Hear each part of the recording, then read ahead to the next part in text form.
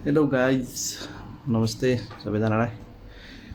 Hope सबैजना सन्चै हुनुहुन्छ। धेरै पछि ब्लग बनाउन पाइरहेको छु। आज चाहिँ मेरो छुट्टीको दोस्रो दिन हो, त्यही भएर हल्का यसो ब्लग बनाऊँ भनेर सानो एउटा ब्लग बनाउन गइरहेको छु। सधैँ जस्तो एउटै दिन हो हजुर, खासै त्यस्तो केही छैन। गर्मी बढेको बढेछ।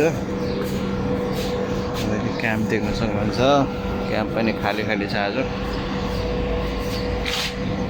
केही छैन त्यस्तो। अब छुट्टीमा केही गर्ने नै हुँदैन हाम्रो। छुट्टीमा पनि तपाईँको अब लुगासुगा भयो, यता साथीहरूसँग भेट्यो, त्यही कामको कुरा हुन्छ। 2 दिन छुट्टी हुन्छ मात्र भन्नु हो, अब 1 दिन छुट्टी त सुतेरै जान्छ। 12 घन्टा ड्युटी गरेर आइन्छ, गाह्रो हुन्छ। रेस्ट गर्नु पऱ्यो। खानासाना खाँदा ओर्दा सुत्दाखेरि 1 बजिरहेको हुन्छ।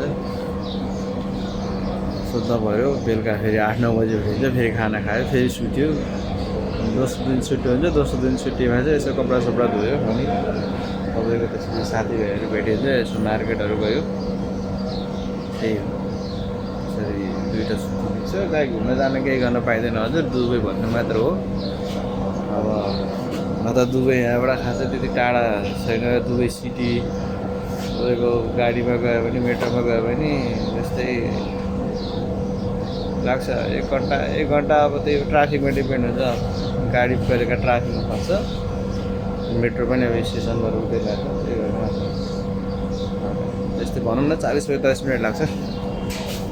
यी दिनहरूमा हामी अब साथीभाइहरू सब मिलेर घुम्न जाने प्लान गरिरहेको छ। त्यतिखेर पनि एउटा भ्लग गर्ने सोचिरहेको छु। देख्न सक्नुहुन्छ अहिले पुरै घाम लागिसकेको छ, एकदम चर्को घाम छ। तपाईँको अहिले दुबईको कति बज्यो भन्दाखेरि 9 बजेर 14 मिनट गएछ। 9 बजेर 14 मिनट गएको रहेछ। तपाईँले हेर्नुहुन्छ गर्मी एकदम डेन्जर छ। तपाईँको गर्मी अहिले जस्तै भन्नुपर्दाखेरि 33-34 त पुगिरहेको हुन्छ नर्मली। अब भर्खर मे स्टार्ट भएको छ, मेमै यस्तो हालत छ हाम्रो अहिले। तपाईँको अब जुन जुलाई अगस्त त ओहो भन्नै के गरी भन्ने, बयानै गर्न सकिँदैन गर्मी। भयान देख्न सक्नुहुन्छ यस्तो गर्मी छ। यो तपाईँलाई पहिला पनि देखाएको दृश्य मैले देखाएको चाहिँ क्याम्पले भरिसक्यो। अब ठाउँै छैन। उता पर चाहिँ देख्न सक्नुहुन्छ यो चाहिँ दुबई सिटी हो। तपाईँको यहाँबाट अलिक पर देख्न दुबई सिटी, यो धुपले गर्दाखेरि केही देखेको छैन। यो चाहिँ पुरा दुबई सिटीहरू तपाईँले देख्न सक्नुहुन्छ। उता पुरै तपाईँको यो हाम्रो नेपालतिर के भन्छ यो के अरे यो हुस्सो लाग्छ नि, हुस्सो लागेर जाडो महिनामा कभर हुन्छ नि, पुरै केही नदेखिने। यहाँ चाहिँ गर्मी महिनामा बगाइदिन्छ क्या, अचम्म लाग्छ। यहाँ चाहिँ गर्मी महिनामा बगाइदिन्छ। देख्नुहुन्छ यस्तो रम्बलमा यत्रो सरकारी बिल्डिङहरू बनाएका छन्। यहाँको गभर्मेन्टले चाहिँ मान्नुपर्छ, जे होस् गभर्मेन्टले चाहिँ मान्नुपर्छ। यहाँनिर काम त यति छिटो गर्छ नि हाम्रो, के भन्नु अब। हाम्रो नेपालले पनि यति प्रगति चाँडो गरिदिनु भए त हामी जस्तो त्यस्तो वैदेशिक गुजारीमा बस्नेहरूलाई एकदम सजिलो हुन्छ होला नि। यहाँको गभर्मेन्टले चाहिँ तपाईँको एउटा काम स्टार्ट गर्यो भने चाहिँ कति रोक्दैन, दिनरात खटाउँछ मान्छे। आजको दिन यस्तै हो। यतिकै अब भिडियोहरू हल्का खिचिरहेको छ, यस्तै हो। हाम्रो गाइस त्यो सिलगढी भइसकेको छ। अहिले चाहिँ अब यहाँ क्लिनिङहरू काम चल्दैछ। अब बाहिर बसेर हल्का डिस्टर्ब हुन्छ होइन, त्यही भएर अब रुमतिर सिधौँ।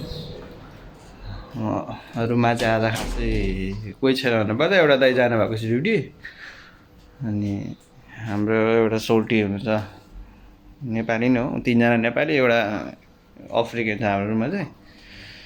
अनि एकजना चाहिँ ड्युटीबाट आउँदै हुनुहुन्छ, 2जना चाहिँ गयो भनौँ न। अब सबैजनाको 12-12 घन्टा ड्युटी हो। फेरि सबैजनाको हालत त्यही हो। 2टा छुट्टी हुन्छ, कसैको एउटा छुट्टी हुन्छ। सबैजना त्यही रुममै सुतेर बिताइदिन्छन्।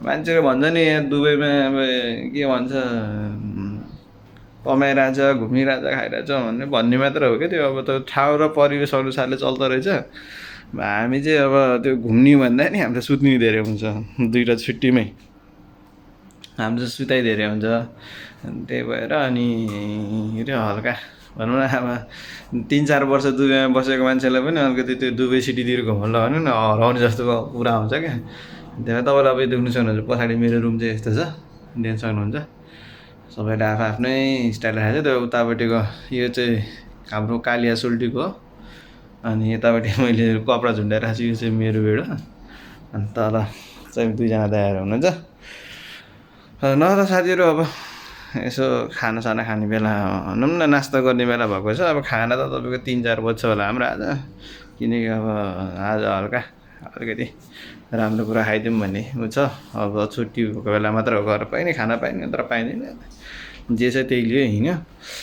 आज चाहिँ अब यसो हेरौँ छुट्टीमा केटाहरू के प्लानिङ गर्छन् आउँदैछन् ड्युटीबाट अब त्यही भन्दै अब अर्को ब्लग फेरि बनाउने छु त्यति समयको लागि चाहिँ बाई बाई भन्न चाहन्छु हेभ अ नाइस डे है त गाइज देख्न सक्नुहुन्छ यस्तो गर्मी छ यो तपाईँलाई पहिला पनि देखाएको दृश्य मैले देखाएको